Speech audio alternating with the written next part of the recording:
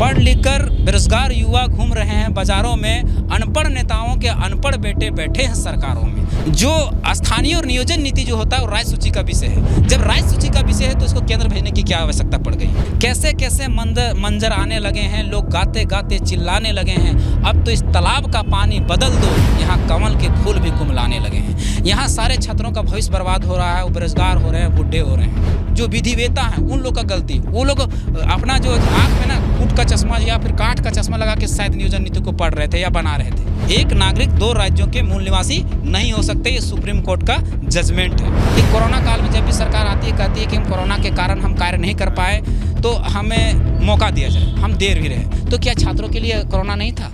सबसे पहले तो सबको जोहार। देखिए सरकार क्या करेगी हम नहीं जानते, लेकिन हम 4 राज्यों का जो नियोजन नीति है, स्थानीय नीतियों का अध्ययन करके और उसका प्रूफ सहित हम लाए हैं। हम जो आज कहेंगे वो सच कहेंगे और सच के सिवा कुछ नहीं करेंगे, विथ प्रूफ कहेंगे। कानून और संविधान कहती है कि कानून अंधा है, लेकिन अंधे को प्रूफ की ज़रूरत पड़ती है। हम उसको प्रूफ देंगे, बाकी सरकार निर्णय लेगी, सरकार डिसाइड करेगी कि क्या नियोजन नीति बनना चाहिए। तो सबसे पहले हम एक हमारे पास दस्तावेज हम निकाल के लाए हैं, जो पटना हाईकोर्ट का ये फैसला है। डोमिसाइल नीति 2002 का भी फैसला इसमें है। इसमें लिखा गया है कि वक्ताओं ने तर्क दिया है कि डोमिसाइल नीति सुप्रीम कोर्ट का जजमेंट 9 जनवरी 2002 का है ना।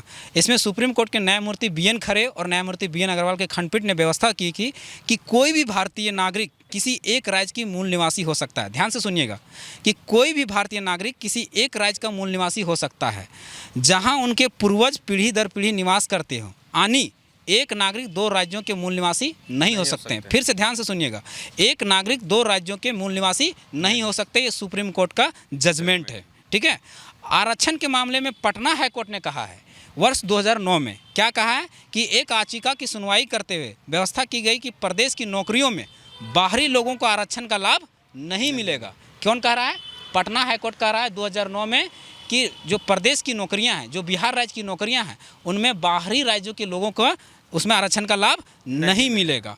इस संदर्भ में उच्च न्यायालय ने उत्तर प्रदेश के मूल निवासी के 2 न्यायिक अधिकारियों की नियुक्ति रद्द कर दी थी। मतलब बिहार में 2 न्यायिक पदाधिकारियों की नियुक्ति हुई थी, उनकी नियुक्ति रद्द कर दी गई थी इस आधार पर, ठीक है। अब 2009 में सुप्रीम कोर्ट ने कहा है कि अपना मूल राज्य छोड़कर अन्य राज्य में बसे लोग अपने जाति के आधार पर संबंधित राज्य में प्रवासी आरक्षण का लाभ पाने का दावा नहीं कर सकते हैं। फिर से ध्यान से सुनिएगा कि अपना राज्य छोड़ के दूसरे राज्यों में जो निवास कर रहे हैं ना, वो जाति के आधार पर आरक्षण का लाभ का दावा नहीं कर सकते हैं, ठीक है। संविधान के अनुच्छेद 271 के D में प्रावधान आंध्र प्रदेश के राज्य के तर्ज पर यहाँ पर जो है, यहाँ पर भी सर्वे सेटलमेंट लागू होना चाहिए, ठीक है। अब मंडल कमीशन इसमें क्या कहती है? मंडल कमीशन की सिफारिश के तहत झारखंडियों को 90% रोजगार में अवसर प्रदान किया जाना चाहिए, मंडल कमीशन भी कह रही है। तो ये जजमेंट था सुप्रीम कोर्ट का और पटना हाई कोर्ट का। हाँ, इसी में 2016 में रघुवर दास ने एक नीति लाई थी, ठीक है, स्थानीय नीति, जिसको परिभाषित किया था। उसने कहा था कि सर्वे सेटलमेंट खतियान के आधार पर, ठीक है, उनको दिया जाएगा। ये तो एक कॉलम सही था। उसके बाद इसने दूसरा कॉलम बनाया था कि यहाँ जो 30 वर्षों से, यानी 2016 में बना रहा था, यानी 1985 को कट ऑफ डेट माना। ये आपत्तिजनक है। क्यों आपत्तिजनक है?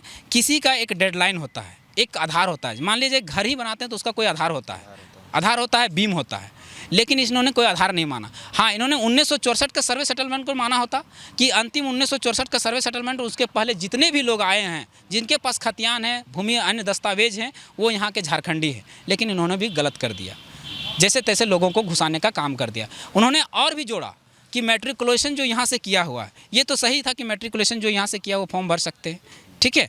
और उनमें इन्होंने जोड़ा कि जो यहाँ के निवासी और मैट्रिकुलेशन के अगर बाहर से किए हैं तो भी यहाँ के निवासी, ये भी ठीक था, ये भी सही था। तो ये 2-3 कॉलम बनाए, लेकिन एक कॉलम उन्होंने गलत बना दिया, जिसके आधार पर बाहरी लोग यहाँ पर घुसते चले गए। क्योंकि ये इंडस्ट्रियल एरिया है, औद्योगिक क्षेत्र झारखंड, यहाँ बाहरी लोगों का ज़्यादा अतिक्रमण हुआ है।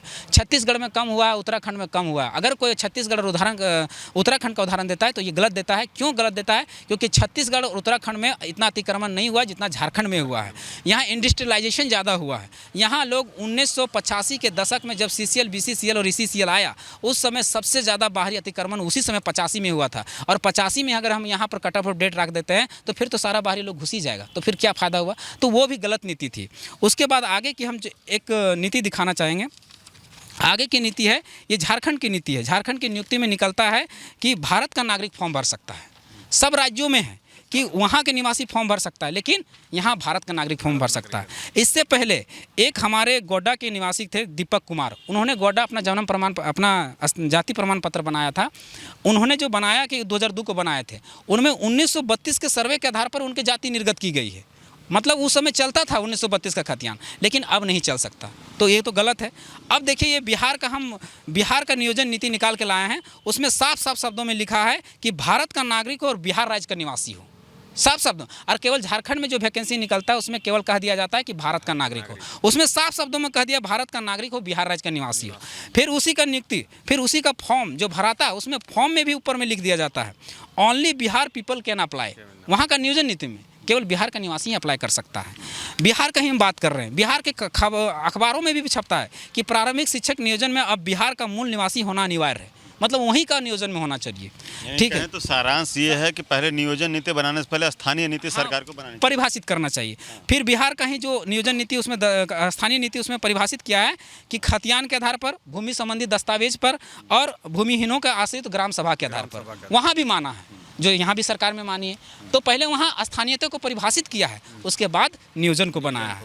उसके बाद ये जजमेंट ये हमारा बिहार का है, ये बिहार में भी पूरा साफ साफ शब्दों में लिख दिया है कि जाति के आधार पर आरक्षण का लाभ उम्मीदवारों को मिलेगा जिनका अस्थायी निवासी बिहार राज्य में है, अर्थात जो बिहार के मूल निवासी हैं। बिहार राज्य के बाहर के निवासी अभ्यर्थियों को आरक्षण का लाभ नहीं देना होगा। आवेदन में दिया गया अस्थायी पता ही आरक्षण का प्रयोजन के लिए अस्थायी निवास अनुमान होगा। उक्त आरक्षण के लिए उम्मीदवारों के अस्थायी आवासीय प्रमाण पत्र प्रस्तुत करना अनिवार्य होगा। ये बिहार का नियोजन नीति है। बिहार का नियोजन नीति एक कॉलम और जोड़ा जाता है कि अस्थायी निवासी मूल निवासी डोमिसाइल प्रमाण पत्र होना आवश्यक है, वहाँ कह देता है। छत्तीसगढ़ का भी वही नीति कहता है कि छत्तीसगढ़ का ही मूल निवासी फॉर्म भर सकता है। ठीक है, अब आगे मध्य प्रदेश का भी वो एज रिलैक्सेशन की हम लोग बात किए थे कि एज में छूट मिलना चाहिए, कि कोरोना काल में जब भी सरकार आती है कहती है कि हम कोरोना के कारण हम कार्य नहीं कर पाए तो हमें मौका दिया जाए, हम दे भी रहे। तो क्या छात्रों के लिए कोरोना नहीं था? और अन्य राज्य जितने भी वैकेंसी निकाल रहे हैं उसमें 5 साल का छूट दिया जा रहा है। देखिए मध्य प्रदेश का वैकेंसी निकला उसमें 5 वर्ष का छूट दिया हुआ है, सब में लिखा। तो सरकार भी हामी भरी है कि वो छूट दे। हाँ, तो वो अभी ना जब आंदोलन किया लड़का तब ना, नहीं तो पहले तो दे नहीं रही थी। देखिए छत्तीसगढ़ का ही, वो मध्य प्रदेश का था, ये छत्तीसगढ़ वाला भी बोल रहा है। सरकार के जो नुमाइंदे आए हैं छात्रों से बात की, अब क्या आपको भरोसा है कि सरकार जो है छात्रों के हित में फैसला लेगी? हाँ, अभी तो जैसा डेलीगेशन आया सरकार की तरफ से, जैसे आए थे विनोद कुमार सिंह आए थे, लंबोदर महतो आए थे, सत्यानंद भोक्ता आए थे, दीपिका पांडे आई थी, उन्होंने आश्वासन दिया है कि हम छात्रों के हित में नीति बनाएंगे। ठीक है, अब कोई लोग कहता है कि यहाँ पर भाषा को यहाँ के महत्व ने, देखिए उड़ीसा में कैसे कॉलम जोड़ा गया है, नियोजन नीति में कॉलम को जोड़ा गया है कि वहाँ ओडिया को होना अनिवार्य है, ओडिया लैंग्वेज। देखिए लिखा हुआ है he she must be able to read write and speak Odia and have, नियोजन नीति में जुड़ा हुआ है, हम नहीं कर रहे हैं। सुनिएगा, फिर ध्यान से सुनिएगा, he she must be able to read write and speak Odia and her, नियोजन नीति में जुड़ा हुआ। आपको आना चाहिए, तभी आपको झारखंड में झारखंडी भाषा आना चाहिए। हाँ, उसके बाद दूसरा कॉलम भी जोड़ा है कि आपको जो है एक मैट्रिकुलेशन चाहे इंटर जो है एक लैंग्वेज यानी उड़िया में पास करना होना चाहिए। जैसे महाराष्ट्र में भी आपको KG to PG पढ़ना पड़ता है, उसी तरह आपको मैट्रिकुलेशन में एक सब्जेक्ट आपको उड़िया में रखना ही है। जैसे महाराष्ट्र में मराठी को रखना पड़ता है, गुजरात में गुजराती को रखना पड़ता है, बंगाल में बंगाली को, तभी आप वहाँ नौकरी ले सकते हैं। मतलब बैरिकेडिंग कैसे लगाया, आप जो यहाँ का छात्र है चाहे बाहर का छात्र है, वो उड़िया में कौन मैट्रिकुलेशन किया रहेगा?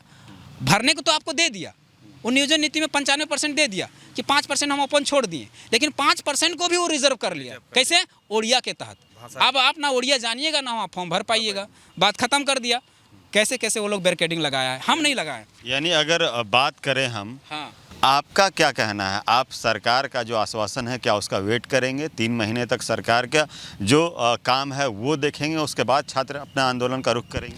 देखिए सरकार को सबसे पहले जो स्थानीय नीति जो परिभाषित करने वाली है खतियान के आधार पर, ठीक है, तो सबसे पहले स्थानीय नीति को परिभाषित करे और उसको स्थानीय के आधार पर नियोजन को जोड़े। और C और D की नौकरियों में जो है 90% या 95% यहाँ के छात्रों के लिए रिजर्व कर दिया जाए और 5 या 10% ओपन छोड़ दिया जाए जनरल के लिए, जो उसमें फाइट कर सकें, जैसे अन्य राज्यों ने नीतियाँ बना सकी। अब अभी हम डॉक्यूमेंट दिखाएं, उत्तर प्रदेश ऐसा ही कर रही है, हरियाणा भी ऐसा ही कर रही है, बिहार भी ऐसा ही कर रही है। मतलब 28 में से 18 राज्य ऐसा ही नीति बनाई है। C और D में टोटल 95% या 90% रिजर्व कर चुकी है यहाँ के छात्रों के लिए। वैसा ही झारखंड में बनना चाहिए। उसके बाद 75 या 80% जो आपका ऑफिसर का पद है उसमें रिजर्व कर देना चाहिए और 25 या 20% उसको ओपन छोड़ देना चाहिए बाहर के राज्यों के लिए, क्योंकि संविधान कहता है कि भारत जो है राज्यों का संघ है, मतलब सभी राज्य मिलके एक भारत बनता है, तो सभी का इसमें अधिकार है। तो 5% होना चाहिए। अगर इसको कोई सुप्रीम कोर्ट लेके भी जाता है तो सुप्रीम कोर्ट में एक नीति कभी खारिज नहीं होगा। क्यों? क्योंकि वहाँ कह दिया जाएगा कि हम तो अन्य छात्रों को, अन्य राज्य के छात्रों को भी उसमें अधिकार दे रहे हैं, हम पूरी तरह से रिजर्व नहीं किएंगे। क्योंकि आज तक जितने नियोजन नीति और स्थानीय नीति खारिज होते आया है, ये पूर्ण तरह से यहाँ रिजर्व कर देने के कारण खारिज हो रहा है। देखिए आप, रघुवर दास का 11-13 जिला में बांट दिया, तो 11 में से 13 जिला तो पूरी तरह से रिजर्व हो गया। एक को पाकिस्तान बना दिया, एक को इंडिया बना दिया। यानी गिरिडीह धनबाद का जिला का जो लोग थे, जो छात्र थे, वो आपका गुमला नहीं जा सकते थे, खूंटी नहीं जा सकते थे, लोहरदगा नहीं जा सकते थे, यानी रिजर्व क्षेत्र नहीं जा सकते थे उसी राज्य का छात्र। तो कैसे हो गया? एक राज्य में 2 तरह की नीति हो गया। जब एक राज्य में 2 तरह की नीति होगा तो वो तो खारिज करना ही सुप्रीम कोर्ट को, और रिजर्व हो गया तो कोई भी चैलेंज कर देगा, खारिज कर देगा। काहे कि सुप्रीम कोर्ट तो अंधा नहीं है, सुप्रीम कोर्ट तो अंधा नहीं ना, वो तो खारिज कर दिया। बस इसी तरह भी हेमंत सोरेन सरकार ने भी उसी तरह का नीति बना दिया। एक राज्य में 2 तरह के नीति ला दिया, जो यहाँ से मैट्रिक किया वहाँ से पास कर सकता, जो नहीं किया वो नहीं कर सकता।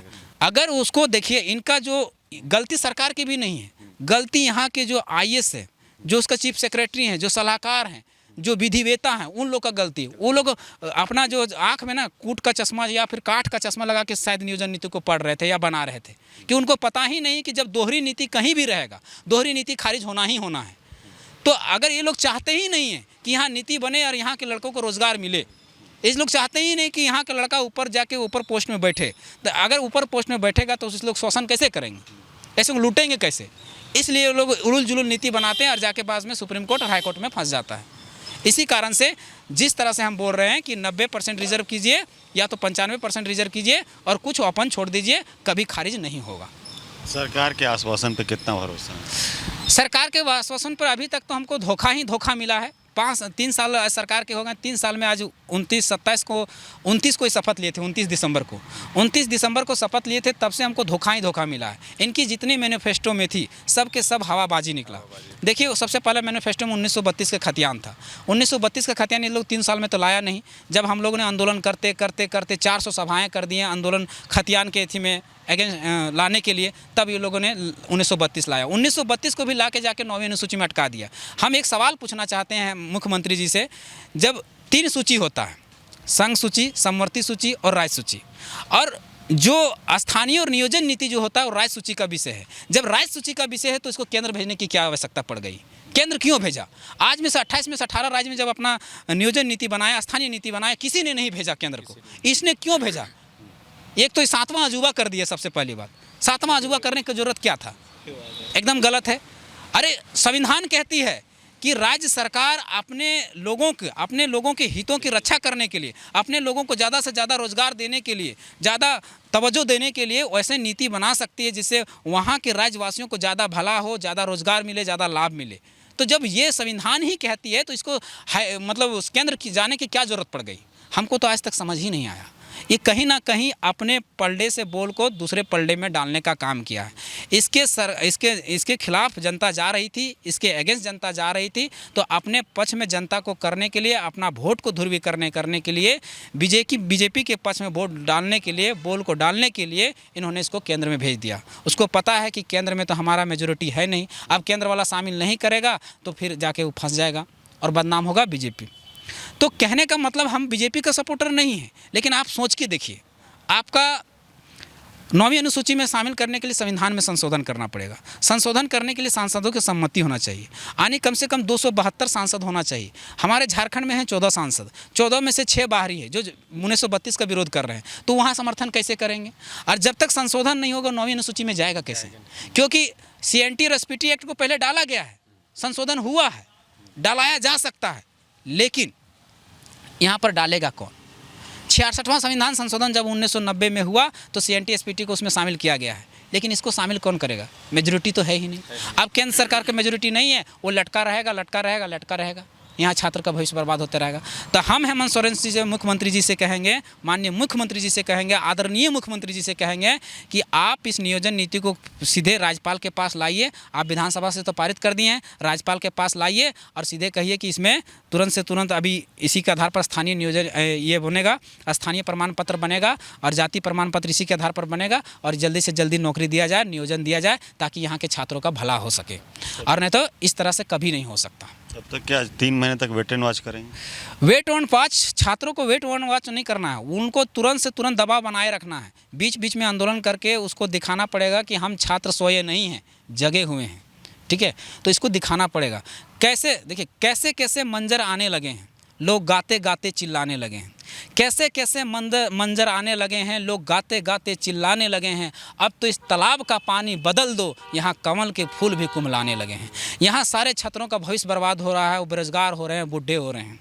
तो इसलिए हेमंत सोरेन जी से कहेंगे कि जल्द से जल्द नियोजन नीति बनाए। एक बात और कहना चाहेंगे कि पढ़ लिख कर बेरोजगार युवा घूम रहे हैं बाज़ारों में, पढ़ लिख कर बेरोजगार युवा घूम रहे हैं बाज़ारों में। अनपढ़ नेताओं के अनपढ़ बेटे बैठे हैं सरकारों में, अनपढ़ नेताओं के अनपढ़ बेटे बैठे हैं सरकारों में।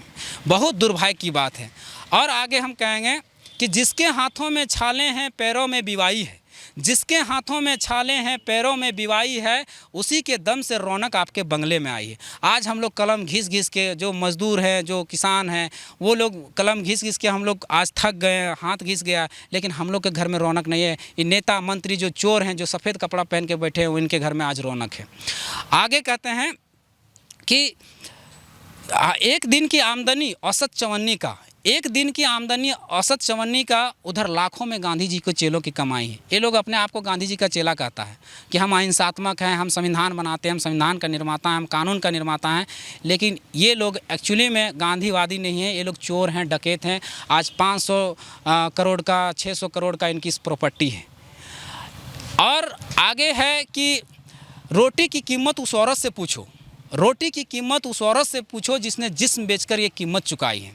आज इतनी गरीबी है झारखंड में, बेरोज़गारी दर सबसे ज़्यादा यहाँ पर झारखंड में बिहार के बाद आता है। 42% गरीबी चला गया है, बेरोज़गारी दर 17% बढ़ गया है। वो महिला जो एक बच्चा को एक वक्त की रोटी खिलाने के लिए आज दर दर भटक रही है, वैश्यावृत्ति के लिए हमारे बच्चियों को तमिलनाडु, दिल्ली जैसे राज्यों में बेचा जा रहा है। हम नहीं कहते हैं, सरकार की डाटा कह रही है। NCRB, national crime record bureau की डाटा कहती है कि यहाँ की बच्चियों को कम से कम 367, टोटल भारत में 2768 केस दर्ज हुआ था, जिसमें से 367 केस केवल झारखंड से दर्ज हुआ था। जो रांची रेलवे स्टेशन या एयरपोर्ट में जो पकड़ाए और जो दर्ज नहीं हुए, यानी उन बच्चियों को जाके तमिलनाडु, आंध्र प्रदेश और फिर दिल्ली जैसे रेड लाइट एरिया में बेचा जा रहा है। डेली अखबार में आपको देखने को, सुनने को मिल जाएगा। और ये नेशनल क्राइम रिकॉर्ड ब्यूरो का डाटा भी कह रही है। बाकी धन्यवाद, जोहार, जय झारखंड।